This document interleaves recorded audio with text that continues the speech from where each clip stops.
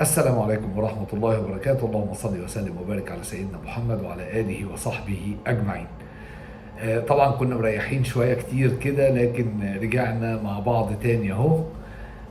حابب بس أقول إني أنا بريح شوية لأني ببقى في أجازة، وكمان مفيش حاجة تتقال يعني لا قديم يذكر، لا جديد يذكر، ولا قديم يعاد زي ما بيتقال.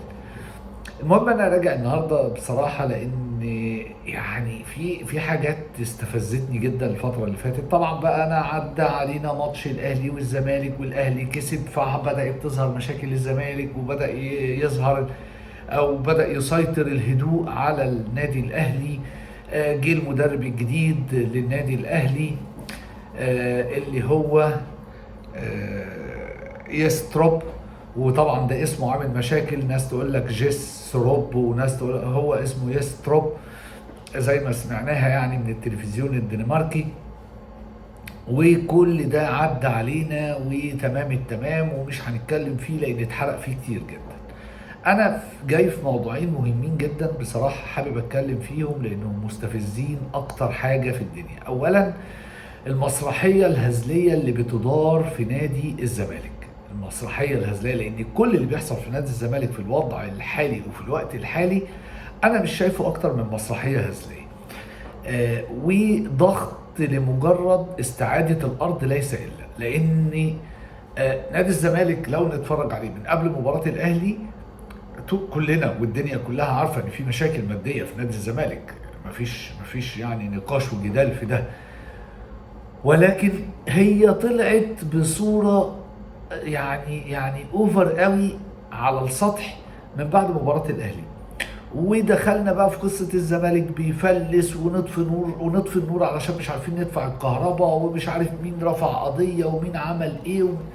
طول عمر الزمالك بيترفع عليه قضايا في الفيفا، بياخد احكام، ورجال الاعمال اللي شغالين في الزمالك بيدفعوا، والمواضيع بتخلص. لكن انا شايف ان في حمله وسكريبت متوزع على القنوات وعلى اليوتيوبرز علشان خاطر نوصل للناس ان نادي الزمالك قفل.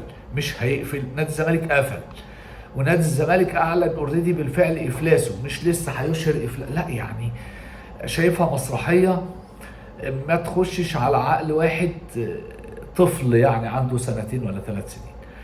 الزمالك عنده مشكله ماديه، كل الدنيا عارفه ان الزمالك عنده مشكله ماديه، لكن مش بالقسوه اللي هم عايزين يوصلوها لنا، علشان بس مجرد انهم يضغطوا على الدوله اللي طول عمرها بتساعد الزمالك في ان هم يرجعوا لهم الارض اللي قانونيا الزمالك استخدمها غلط، فعشان كده راحت منه.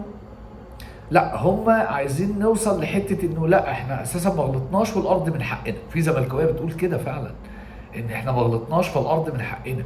وبيضغطوا بقى على الدوله بان الزمالك ده القطب الثاني للكره المصريه، والزمالك هيقفل وما ينفعش وبتاع، فلازم ترجع الارض.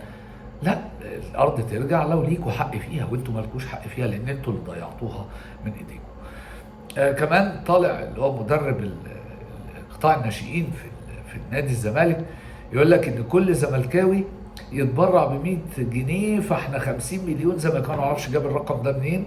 50 مليون زملكاوي فنعمل 50 مليار باين، ولا 5 مليار وات ايفر، ونسد كل اللي علينا. يتحط وديعه ونسد منها كل اللي علينا، فالزمالك مش هيبقى محتاج لحاجه. هو ده المشروع يعني، هو ده الفكر الاقتصادي اللي حضرتك قدرت توصل له علشان توقف نادي الزمالك على رجله. ما انتوا عملتوا كده ساعه فرجاني ساسي، وكل اللي لميتوه 5000 جنيه من ال 50 مليون زملكاوي زي ما بتقول يعني. وهم كل اللي قدرتوا تلموهم 5000 جنيه، وكان في واحده ست عايزه تبيع حلقها، وقصه حزينه كده. مش ده مش الفكر الاقتصادي اللي يوقف نادي زي نادي الزمالك بتاريخه على رجليه. هو ده اللي كنت حابب اقوله في القصه دي. تعالوا بقى القصه الثانيه اللي مهمه جدا وغريبه جدا. الكابتن اسامه نبيه مدرب منتخب الناشئين اللي خرج من البطوله بشكل مخزي بصراحه، لان ما كانش في كوره ب 2 جنيه في البطوله دي من ناحيه المنتخب المصري يعني. في منتخبات تاني طلعت بشكل سيء، بس احنا كنا الاسوأ. كان في حلقه كده مع الاعلامي المحترم ابراهيم فايق، وبيتكلم في انه ابراهيم فايق بيقول له الاخفاق، قال له لا لا لا، كلمه اخفاق دي كلمه مرفوضه على الاطلاق، وبعدين كمل بقيه الحلقه هو طول الوقت بيقول اخفاق. وبيتكلم في انه لا ده مش فشل، ده نقدر نقول عليه سقوط وعدم توفيق. السقوط فشل. هو انا لو ما بذاكرش دخلت امتحان سقطت معناها اني فاشل او فشلت في الامتحان يعني. فهي مش كلمه اللي هي يعني هو ما سبكش يعني. الكابتن اسامه نبيه من وجهه نظري، انا مش عايز اعيد الحوار كله يعني، لان الحوار بصراحه كوميدي جدا، والاحسن من ان انا اقوله لك انت تروح تتفرج عليه تاني يعني، الحلقه موجوده. الكابتن اسامه نبيه من وجهه نظري يعني البسيطه جدا، انتحر مهنيا بالحلقه دي، انتحر مهنيا بالورقه بالحلقه دي، لانه قال مصيبه ما يقولهاش مدرب لو بيدرب تنس. يعني الكابتن اسامه نبيه المدرب المفروض انه الكبير وبتاع، مع ان انا برضو شايف ان الكابتن اسامه نبيه تدريبيا كتاريخ هو مش ناجح. هو كان في جهاز هيكتور كوبر ناجح لان فيه هيكتور كوبر، لكن هو لوحده كمدرب او مدير فني نجح في ايه انا مش عارف. دي القصه. تعال بقى نقول ايه الكوميدي اللي هو قاله، وفعلا ده استوقفني وخلاني مش قادر اصدق ان هو اللي ضيع البطوله دي، او هو اللي ضيع التاهل بايده. قال لك انا كان عندي لعيبه كنت شايلها كروت علشان خاطر لما نتاهل للدور اللي بعد كده. يعني ايه؟ قال لك كان في لعيبه تقيله جدا معايا، دول لو كانوا نزلوا كنت هتتفرجوا عليهم، بس انا كنت شايلهم للادوار الاقصائيه. قال بومو، يعني ايه شايلهم للادوار الاقصائيه؟ انت المهم بالنسبه لنا دور المجموعات، واحنا كمنتخب مصر في كاس العالم هنروح لحد فين؟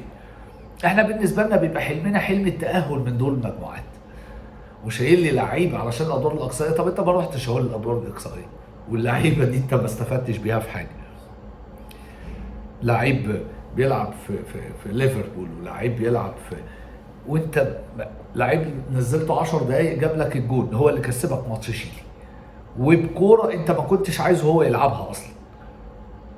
فبصراحه انا شايف الكابتن اسامه نبيه زي ما بقول كده، يعني عمر طبنجه حطها في بقه طخ راح مخلص على نفسه، انتحر مهنيا في حلقه ابراهيم فايق. هو ده كل اللي كنت حابب اقوله، ويا رب لو الحلقه عجبتنا نرجع بقى نفوق بعض كده باللايك والاشتراك في القناه عشان يوصلنا كل جديد، واشوفكم على خير.